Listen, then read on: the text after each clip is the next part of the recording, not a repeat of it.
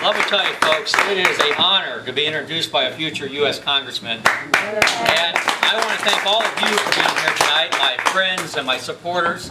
My name is Mike Cruz, and I'm running for the county board in District 15. I was born and raised here in Springfield. I'm deeply rooted in this community. I graduated from Southeast High School. I earned an associate's degree from Lincoln Land and a political science degree from UIS in 2009. And I feel that running for this office is my way of giving back to a community that has given so much to me, that has given so much to my family.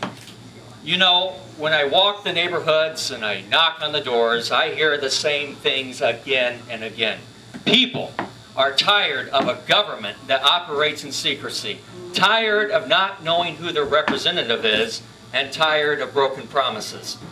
I'm happy to report tonight that my opponent and his fellow elected friends have finally released the county budget and the county expenditures after nearly a decade in office.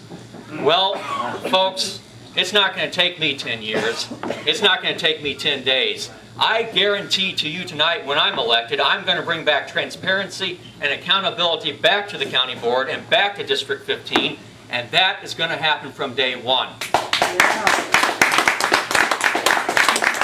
My opponent recently sent out a flyer proclaiming promises made and promises kept, explaining how we have a balanced budget, explaining how we have a surplus. But we now know what those promises really were. They were to cut funding for youth services. They were to cut funding for the sheriff's department.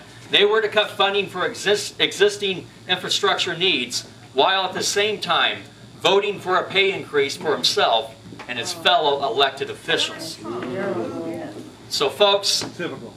That's right, Al, typical. And when I'm elected, I'm going to balance a budget without cutting jobs or cutting essential services. And when I'm elected and I'm faced with a $400,000 shortfall in the sheriff's department and having to lay off 14 deputies, I'm not going to vote for a $600,000 new bike trail. I'm going to choose public safety over that new bike trail each and every single day of the week.